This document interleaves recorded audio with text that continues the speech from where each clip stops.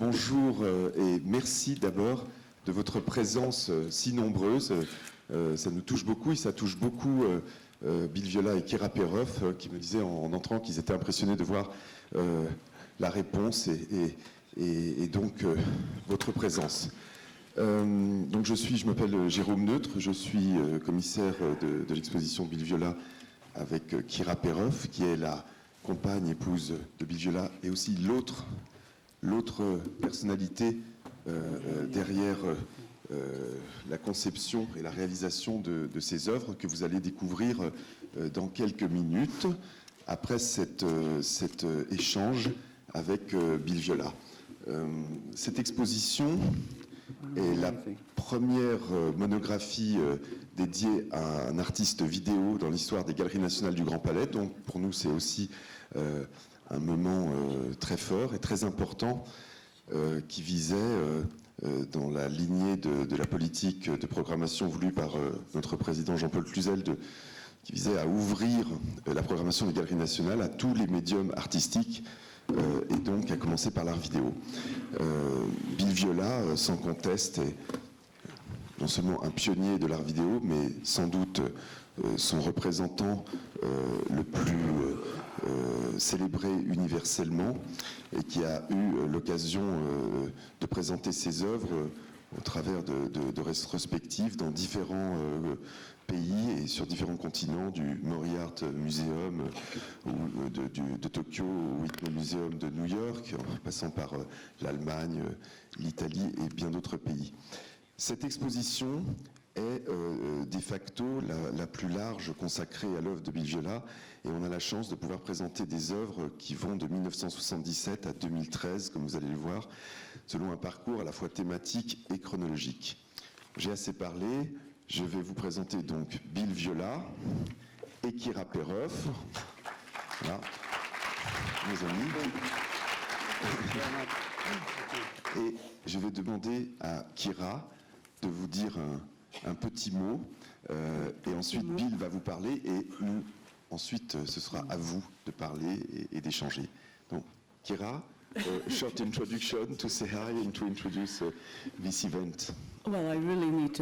Alors, tout d'abord, je dois remercier chaleureusement Jérôme d'avoir été un collaborateur particulièrement enthousiaste dans ce projet. Sans lui, rien ne aurait été possible. Et bien sûr, au président M. Cluzel, qui a une vision qui est d'apporter une touche de modernité dans ce bâtiment classique. Nous sommes vraiment très privilégiés d'être les tout premiers à présenter ce type d'œuvres qui ne sont pas nouvelles, mais dans cette enceinte, dans cet environnement. Et nous sommes particulièrement heureux d'être ici et d'avoir la plus grande exposition dans ces remarquables bâtiments. Donc je voudrais remercier toute l'équipe du Grand Palais qui a dû être très patiente avec un artiste vivant. Je suis certaine qu'ils travaillent avec des artistes qui ne font pas de commentaires, qui ne demandent pas de changement. Ils ont été d'une grande patience et ils ont été très coopérants. Ils nous ont beaucoup aidés. Cela nous a grandement facilité la tâche. Je voudrais remercier aussi un membre de notre équipe, Bobby Oblonsky, qui a été le cerveau de tout l'aspect technique, de tout ce travail avec les architectes, et également les magiciens de Média 235 en Allemagne. Donc ce que vous allez voir dans les galeries représente un chef-d'œuvre technique, 20 œuvres. L'une de ces œuvres est une œuvre de 5 panneaux. C'est comme si on était dans une cathédrale. Alors imaginez, vous ne voyez pas de câbles, vous ne voyez aucune structure technique, tout est dissimulé, tout ce que vous faites est propre. C'est de la pure magie ce qui a été fait. Et bien sûr, nos galeries, Culture Gallery, qui ont été nous ont beaucoup aidés. Je suis dans la situation tout à fait unique puisque je travaille avec Bill depuis 1979 et je supervise l'ensemble des expositions, des productions, la collaboration créative, et je joue un rôle important dans la manière de présenter les œuvres.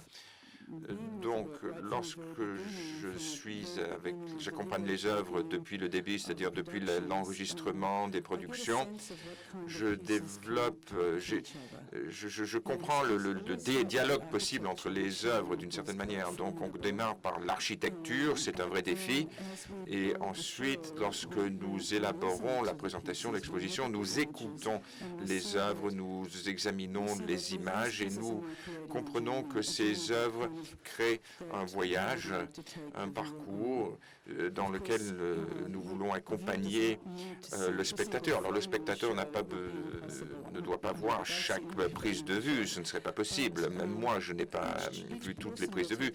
Mais chaque personne suivra son propre chemin et chaque personne en retiendra ce dont elle a besoin. Et ce que nous cherchons à donner aux gens, et j'aimerais bien l'avoir moi-même, c'est le temps. Du temps pour soi, où vous avez la possibilité de passer du temps non seulement à contempler l'œuvre, mais à réfléchir aux concepts qui sont incarnés par les œuvres. Et je pense que c'est un véritable don. Donc je pense que le moment est venu de passer la parole à Bill. Il a des papiers de tous les côtés. Il veut dire plein de choses. Bien. Je suis très ému par la générosité des nombreuses personnes qui ont rendu possible la réalisation de ce projet. L'être humain est une créature extraordinaire. L'être humain a la possibilité de comprendre les choses de nombreuses façons, de différentes façons, et nous comprenons que nos vies sont courtes. Parfois, la vie est trop courte, et notamment si l'on n'a même pas commencé le trajet dans notre monde ici-bas. Et donc, parmi les nombreux grands maîtres qui ont eu une influence sur moi, dont certains sont anciens à l'échelle de l'humanité, et ceux qui sont encore parmi nous,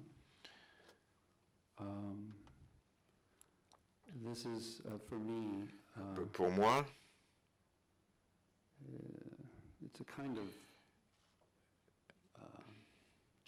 il s'agit d'un voyage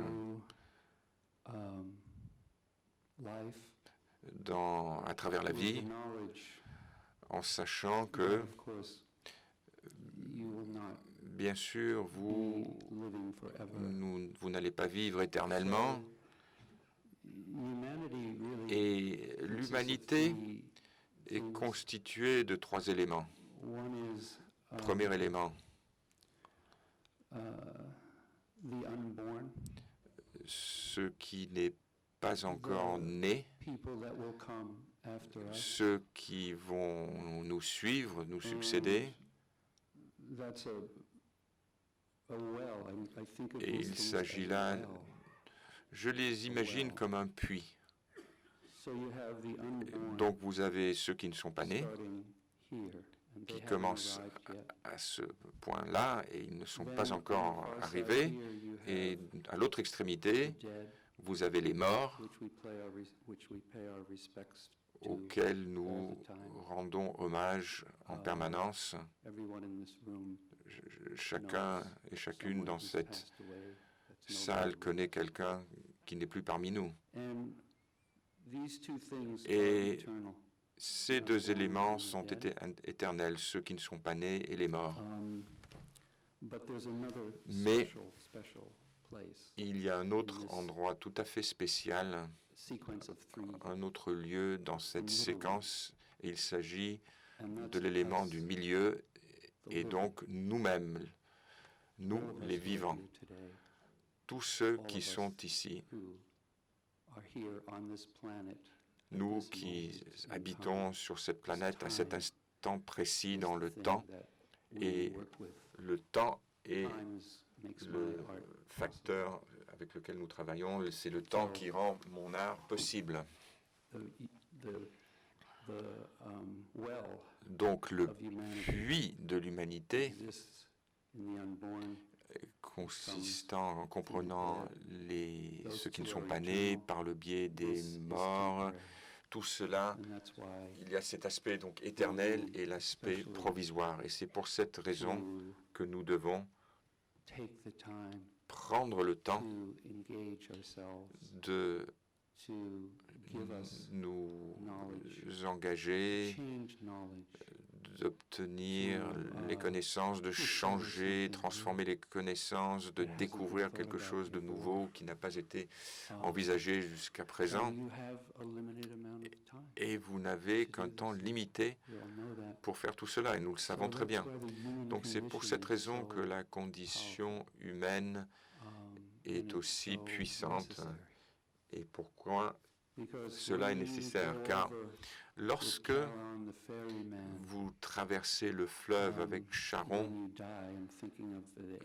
lorsque vous mourrez, je pense à l'Antiquité, et lorsque Charon vous fait traverser le fleuve, vous lui donnez une pièce et il vous fait traverser la rivière et il va vous déposer dans les Champs-Élysées, ce qui est une sorte de paradis. Et lorsque vous arrivez aux Champs-Élysées, et merci. Le bébé, il y a un bébé. Le bébé est d'accord avec vous. Les bébés en savent beaucoup plus que nous.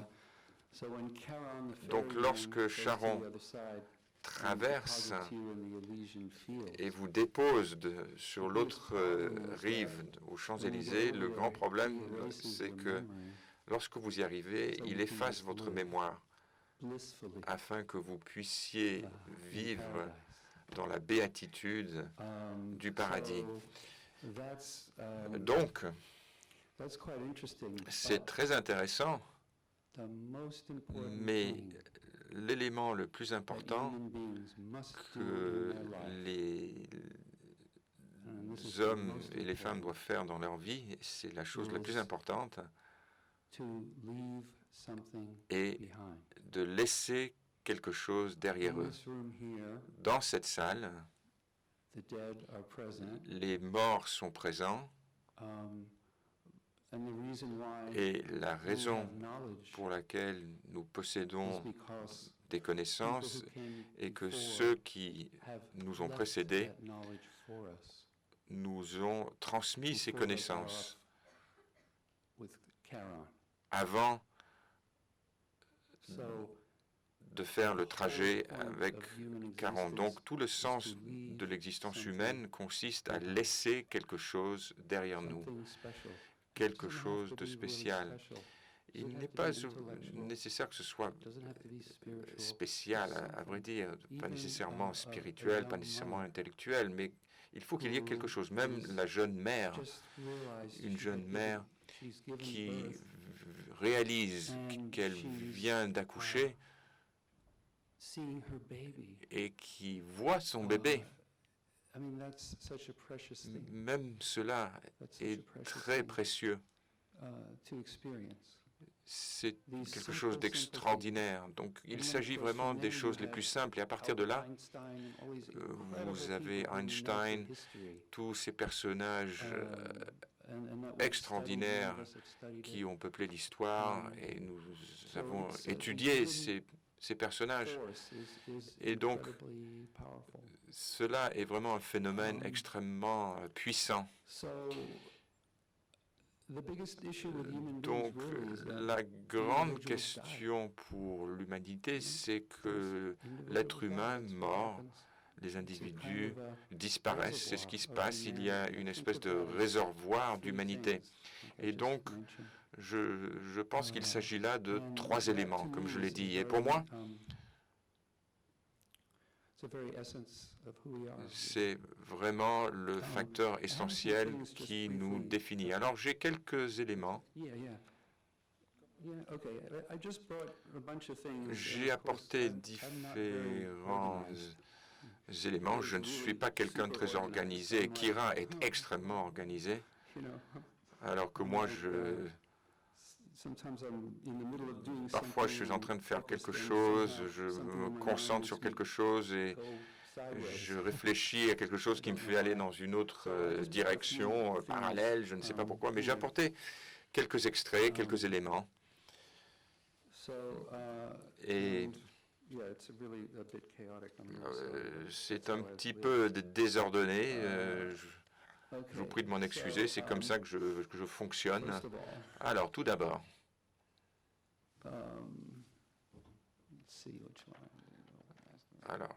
par quoi vais-je commencer? Vous voyez là une des manières de travailler de Bill, qui commence toujours par écrire chaque matin avant le tournage. Derrière ses œuvres, il y a un travail de lecture, de réflexion, d'écriture. Et il y a 40 tomes qui existent de son journal, et il y a certains facsimilés dans le catalogue de l'exposition, vous verrez. Et certains ont été d'ailleurs édités, les journaux de 73 à 94. Yeah, so I'm going to make this short so we can talk. Alors, moi, je vais être bref pour que nous puissions parler. Je vais vous donner quelques éléments pour que vous puissiez y réfléchir et nous en parlerons. La créativité est présente chez chacun de nous. Elle existe chez les animaux, même chez les insectes. Ils sont tous en train d'innover en permanence. Et cette puissance, cette force de créer quelque chose de nouveau à partir de quelque chose d'ancien, c'est vraiment un aspect très important. Mon domaine est le langage universel de l'humanité qui est maintenu en vie par la présence de l'être humain dans toutes les formes de création matérielle. Et c'est un enseignement du grand maître Ananda Kumar Swami, qui est l'un de mes héros. Et il a dit que tout l'art est l'art moderne. Et il émerge par le biais d'idées tout à fait nouvelles. Et il a dit aussi que la tradition artistique est toujours présente, même dans des périodes qui ne semblent pas être des périodes traditionnelles. Le parcours des artistes visuels est ininterrompu depuis les parois des cavernes il y a 40 000 ans et sans doute au-delà. Donc, ce puits, ce réservoir de l'humanité est extrêmement profond et extrêmement large. Et la caractéristique essentielle de l'art est indépendante de ce qui est ancien, de ce qui est nouveau, c'est le parcours de l'image. Il ne s'agit pas de son récipient matériel, et c'est cela la définition sur le plan de l'histoire éternelle de l'art. Alors ensuite, désolé, voici 2 autres extraits de mes héros. J'ai parlé de Ananda Kumar Swami, un personnage extraordinaire. Il a dit que l'art représente des choses invisibles, quelle que soit la forme d'expression. Et une autre citation remarquable d'un de mes proches amis. Bon, en fait, il s'agit d'une citation de Andohalo Kumaraswamy. Les musées sont l'endroit où nous déposons les objets dont nous avons oublié la manière d'utilisation. Et enfin, et là c'est une citation extraordinaire d'Ananda Kumaraswamy. Il dit: nous devons nous rappeler que toutes les opérations artistiques au départ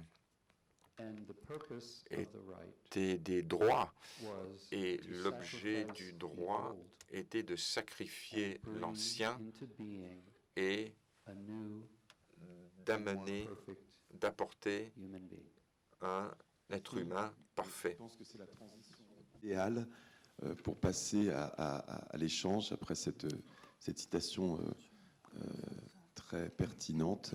Alors, je propose, qui veut commencer par... Pardon? On entend, mais peut-être vous avez des micros là qui vont circuler.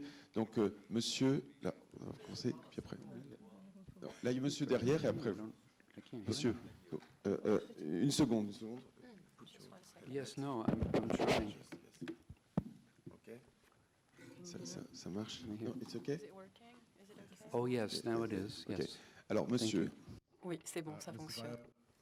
Your work is very Monsieur Viola, votre travail est spirituel et mystique.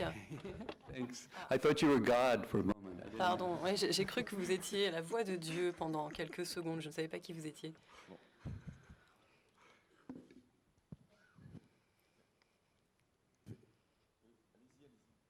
Do you believe in God as Est-ce que vous croyez en Dieu tel qu'il est défini par les grandes religions monothéistes? Non. I leave that up to the people. Je laisse cela aux gens, Who are, à ceux qui, whatever their religion quelle is que or their soit path. leur religion, je laisse It's cela aux interesting, gens. I've been, I C'est talk a lot with intéressant, students, je parle beaucoup, je discute beaucoup avec des and, étudiants, I've noticed a significant et change, j'ai remarqué un at least in changement America, but I important, believe du it's also moins happening en Amérique, mais je pense here que on the continent. c'est également vrai And I ici, think in many en places. Europe, et probablement en beaucoup I've d'autres noticed endroits. that the young people J'ai remarqué que les are jeunes not gens, really- well, let me just put it this way. There was pour le dire simplement, a survey il y a eu about une enquête maybe 2 to 3 years ago. il y a environ And they 2 were ou just 3 testing, they ans. were just seeing what the L'objectif current generation était of young de people were voir ce que what they faisait were la thinking about. génération We had a big long actuelle, survey. quelles étaient leurs And the croyances. Il y a eu survey, une enquête assez contained approfondie 2 et questions on religion. l'enquête contenait 2 And questions the sur la first one religion. was, La première Uh, était do you consider yourself est-ce que vous vous considérez religious? comme quelqu'un de croyant? And most of the young people, Et la the vast plupart majority des of them jeunes gens, actually, la grande majorité d'entre eux said d'ailleurs, no. a répondu non. Then down at the bottom of the survey, Et puis à la there's a lot of fin other stuff. du There's a questionnaire, second il y avait related une question about deuxième question liée à la religion. And that one was, Et Do you celle-ci consider était, est-ce que vous vous um, considérez you know, you consider yourself religious? comme Yeah, you croyant? consider yourself. They didn't talk about it. They said, yes. They said they considered themselves spiritual. Il disait qu'ils And se that's considéraient quite comme different, spirituels et non pas croyants. Et And c'est I thought that was assez really, différent. Et je really pense que strong, pour moi, c'est quelque chose de vraiment focused, essentiel because I think parce qu'il me all semble religions que are valid, toutes les religions no matter where they are. ont droit de citer, quelles que soient ce qu'elles And sont. At this time, though, seeing these young people Mais who néanmoins, were starting to move lorsque j'ai away vu from ces specific jeunes gens kind qui of commençaient à religion s'éloigner des and what religions, they're actually doing, I des religions realized bien is they were particulières, bringing all of je the me suis stuff rendu that they were compte learning qu'ils in school and places, ils they were avaient, bringing that into themselves and pris tout ce qu'ils avaient appris à sending it out l'école again et to qu'ils us. l'avaient intégré puis qu'ils nous le Really beautiful renvoyaient. thing, and I C'était wasn't quelque aware that chose that was de really très happening beau until et I je started to talk n'étais with pas conscient que cela se these produit young avant people.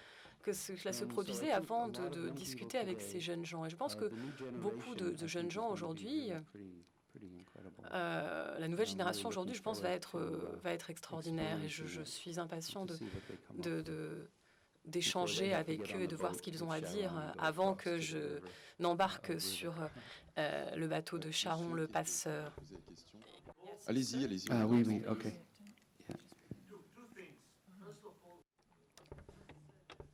Deux choses. L'interprète n'entend pas. L'interprète n'entend pas car le monsieur ne parle pas dans le micro. Yeah.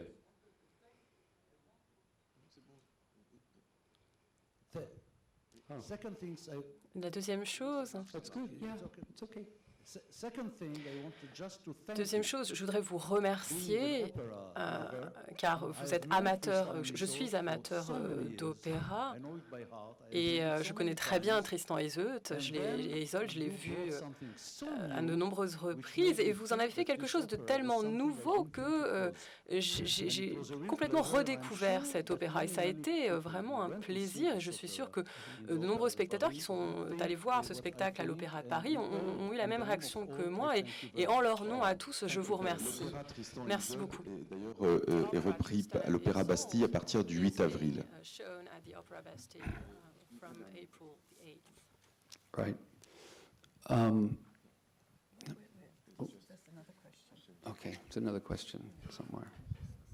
Alors, il y a une autre question apparemment.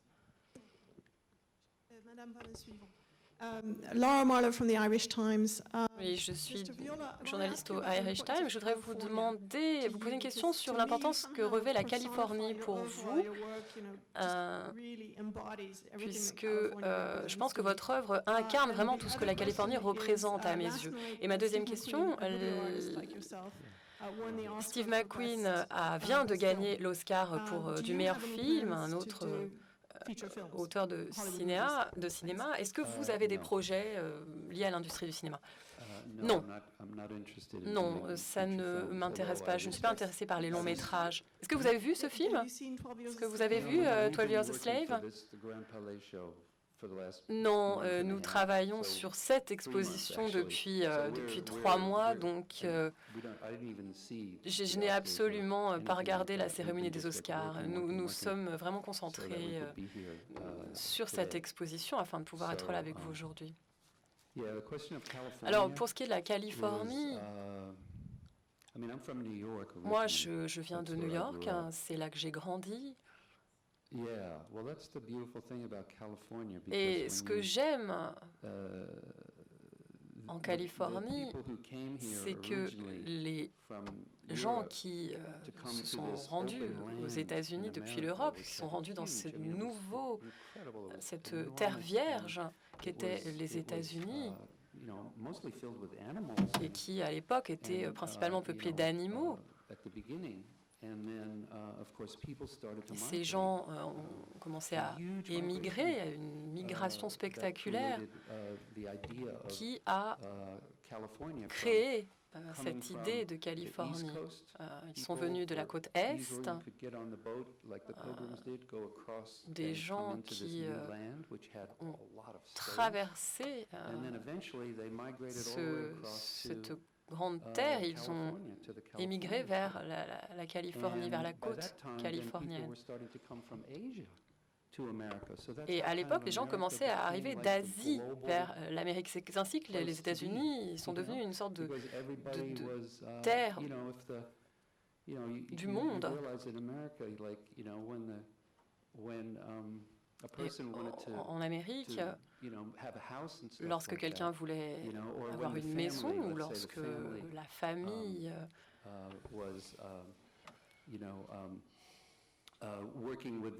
travaillait, lorsque le père de famille travaillait et qu'il transmettait sa ferme à son fils, eh bien, les autres membres de la famille, eux, n'obtenaient rien. Donc, ils se sont rendus en Amérique, car seul le fils aîné héritait de la ferme. Donc, on a eu ce grand mouvement de gens qui sont venus et qui ont place véritablement créé un nouvel endroit, un endroit où on pouvait se rendre en montant dans un bateau, et un endroit où il n'y avait pas toutes ces règles. Et c'est cela qui a créé l'idéal américain de liberté et d'ouverture. Pour ce qui est de la Californie, je ne sais pas si vous parlez du paysage, mais une des raisons pour lesquelles nous sommes installés là, c'est parce qu'il y a l'océan, il y a des montagnes et le désert notamment, qui nous intéresse beaucoup. Nous avons travaillé dans le désert de Tunisie notamment, mais dans nos œuvres, vous allez pouvoir voir des paysages qui viennent de Californie. Et le mysticisme, là, le lien à la nature, cette sorte de résurgence de la période hippie. Les gens n'avaient pas de valeurs matérialistes. Je parlais plutôt de cette attitude, cet état d'esprit. Oui, nous avons également vécu au Japon pendant plusieurs années, donc nous sommes très influencés par la sensibilité japonaise, par la philosophie zen. Et donc c'est plus large que simplement la Californie. Oui, alors moi j'aimerais vous... Je regarde vos œuvres et je vois dans chacune d'entre elles effectivement ce parcours de la naissance à la mort, avec ce petit temps de la vidéo qui serait, lui, effectivement, la vie. J'aimerais juste vous soumettre une pensée d'un psychanalyste français, très connu ici, qui s'appelle Jacques Lacan. Et il disait, si tu veux, tu ne peux supporter la vie parce que tu sais que tu vas mourir. Sinon, comment pourrais-tu supporter la vie si tu ne savais pas qu'il y avait ce moment final? Et il reprenait quelque chose que disait Freud et qui était effectivement, dans le quotidien, il faut penser à la mort pour supporter la vie. Voilà, j'aimerais juste vous soumettre ça.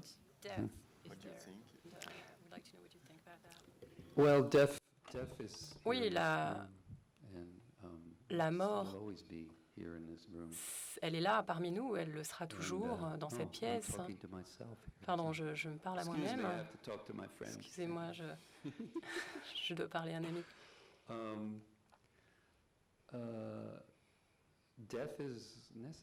Oui, la mort, c'est nécessaire. On ne serait pas ici si la mort n'existait pas.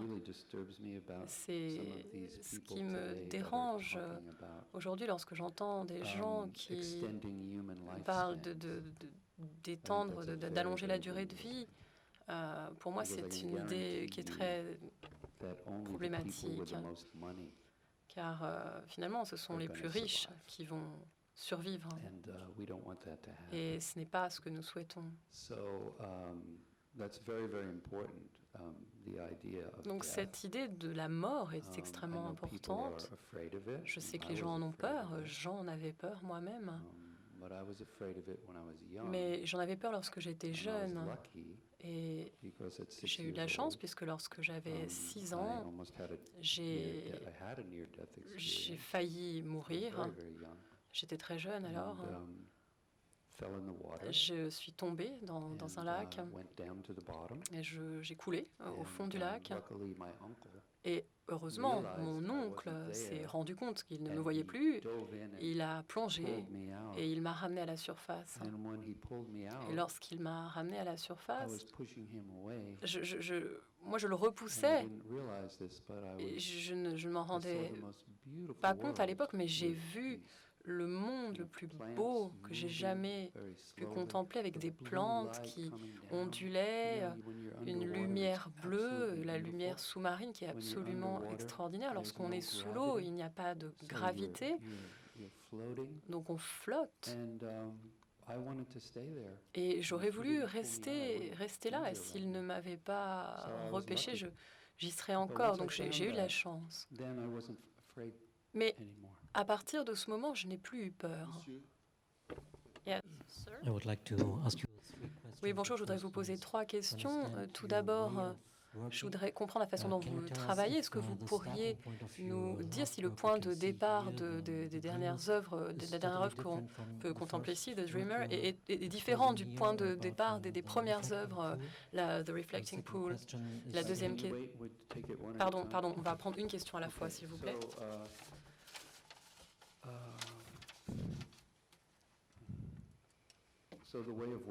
Alors, la façon dont je travaille, c'est ça la question? Donc, il s'agit de la dernière œuvre, le bassin miroir. Oui, c'est vrai, lorsque vous rendez... Lorsque vous êtes venu voir l'exposition, la première œuvre que vous avez vue, c'était donc le bassin miroir, The Reflecting Pool. Et c'était une des premières œuvres que j'ai faites. Ce n'est pas exactement la première, mais une des premières. Et là encore, c'était une expression de ma quasi-noyade.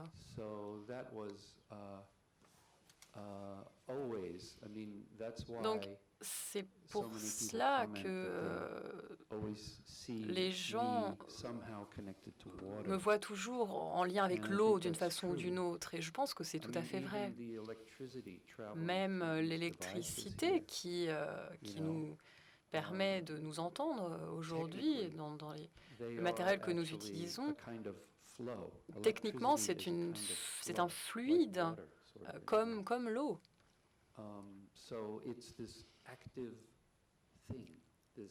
Donc c'est cette force active qui vibre en permanence en nous, autour de nous, dans ce casque. Et c'est ce qui relie les gens, c'est ce qui vit. Et c'est vraiment quelque chose d'essentiel. À vous, parce que comme il y a plusieurs questions, et que je sais que parce que they will go to see the show after, they didn't see yet. Oh, you didn't see the show? Pardon, vous n'avez pas vu l'exposition, oui. Ok, yes. Donc je vais essayer d'être court également. Simplement vous dire que votre travail est absolument admirable à plus d'un point, et puis surtout le plaisir qu'on a. J'étais à Strasbourg et j'ai vu votre magnifique œuvre en rapport avec un des tableaux. Et ce qui est toujours étonnant, c'est qu'il y a une très grande richesse et surtout beaucoup d'intelligence, pas dans le sens intelligence un peu grave. Comment expliquer ça? C'est que lorsqu'on voit par exemple l'affiche que je découvre ici de l'exposition, ce qui m'intéresse, c'est que dans les œuvres que vous proposez, c'est le côté universel, les références aussi. C'est par rapport à, ma question va venir par rapport à votre méthode de travail, c'est que ceux qui connaissent, par exemple, Danaé dans les textes classiques, vont évidemment penser aussi que c'est Danaé. Il y a un rapport évidemment à la nature, vous parlez de la créativité, des insectes, etc. Moi, j'ai vraiment tendance à croire que c'est surtout la vie qui anime vos vidéos. Il faut être bref, s'il vous plaît. Non, je sais, mais attendez, c'est compliqué, effectivement. Mais c'est que dans tout ça, les gens reviennent sur les cycles, parlent de la mort, etc. Moi, j'y vois surtout beaucoup de vie. Et en particulier par rapport à quelqu'un que j'apprécie beaucoup dans les textes, c'est Spinoza, parce que toute parcelle, en fait, de la vie se trouve dans le travail. Je suis désolé. Donc la question, c'est votre travail par couche, c'est d'abord une idée tirée de la littérature, qui ensuite devient quelque chose qui va vers la nature, ou c'est la nature qui ensuite inspire, crée et amplifie votre travail. Voilà, c'était ça le... Pardon. Yes. Oui, ce n'est pas une question. Donc. Bon, je vais être bref. Je pense que les gens vont prendre ce qu'ils souhaitent dans mes œuvres. Et je pense que nous faisons l'erreur, notamment en matière d'éducation, nous faisons des erreurs. Parce que ceux qui éduquent veulent nous imposer l'information de l'extérieur. Et je ne suis pas d'accord avec cette démarche. Si on donne trop d'informations à quelqu'un, comme par exemple ce qui se passe aujourd'hui, actuellement dans le monde, on crée une surcharge d'informations. Et ça devient quelque chose de négatif parce qu'il y a trop d'informations. Aujourd'hui, nous vivons à une époque qui est remplie d'informations qui nous viennent de partout, des iPhones, des ordinateurs, de tout ce à quoi vous pouvez penser, les grands panneaux qui nous parlent du dernier déodorant. Et c'est très choquant, c'est très perturbant. Et je pense que l'information dans notre monde aujourd'hui, qui était tout à fait nécessaire il y a encore peu de temps, aujourd'hui est une forme de pollution. Donc nous devons vraiment nous démarquer de cela. Parce qu'on vous envoie ces informations pour vous faire consommer. Et les gens veulent simplement, sont à la recherche du profit. Donc toutes ces informations qui nous parviennent, et notamment c'est très important pour les petits-enfants, nous devons être très vigilants sur ce phénomène. Car je me souviens d'une époque où j'étais avec mon père, ma mère. Les choses se produisaient lentement, tranquillement. On riait ensemble. Il y avait un calme, un silence. Et je pense que c'est vraiment important aujourd'hui. Et je pense que nous avons besoin de cela. Car ça devient vraiment un problème. Je sais que vous voulez tous voir l'exposition. Donc une dernière question et on va voir l'exposition. Qui veut poser dernière question? Monsieur.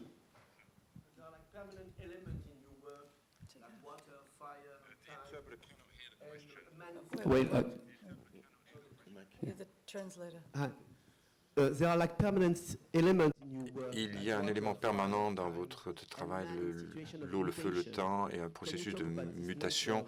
Pouvez-vous parler de ce processus de mutation, de transformation? Merci. Alors la transformation est l'une des choses les plus importantes dans l'existence humaine. La transformation est une force profonde et nécessaire qui agit en permanence, en quelque sorte, sous l'écran radar. C'est un processus lent qui permet la construction d'un nouvel être humain. C'est un processus qui est permanent. Cela se produit au travers de ce que nous voyons, de ce que nous lisons, de ce que nous savons. Et cela se produit aussi en raison des erreurs que nous commettons. Je pense que commettre une erreur, c'est l'une des choses les plus importantes pour l'être humain. Vous avez commis une erreur. D'accord. Et cela vous apprend et vous vous dites peut-être que je vais aller dans une autre direction. Vous êtes au volant et tout d'un coup, sans raison, vous voyez quelque chose et vous quittez la chaussée. Vous faites une sortie de route. Et donc, ce qui est merveilleux chez l'être humain, et ce qui est aussi d'ailleurs dangereux parfois, c'est cette idée selon laquelle l'être humain peut changer, peut évoluer. On pense qu'il y a quelque chose de merveilleux et tout d'un coup, vous vous rendez compte qu'en fait, non, cela n'était pas juste et vous allez dans une autre direction, vous partez. Et donc cette idée de pouvoir changer d'avis, c'est la chose la plus importante pour l'être humain, l'une des choses les plus importantes. On peut changer d'avis. Non, je n'aime pas cela. Oui, j'aime cela. On peut revenir. On peut changer d'avis et après ce sera l'inverse. Vous changez d'avis. C'est vraiment incroyable. Merci. Kira, merci à vous tous et merci à Florence Lemoin et à toute l'équipe de la presse qui a organisé cette rencontre. Maintenant, je vous invite à entrer dans le voyage que propose Bill Viola pour cette exposition. Merci. Ok.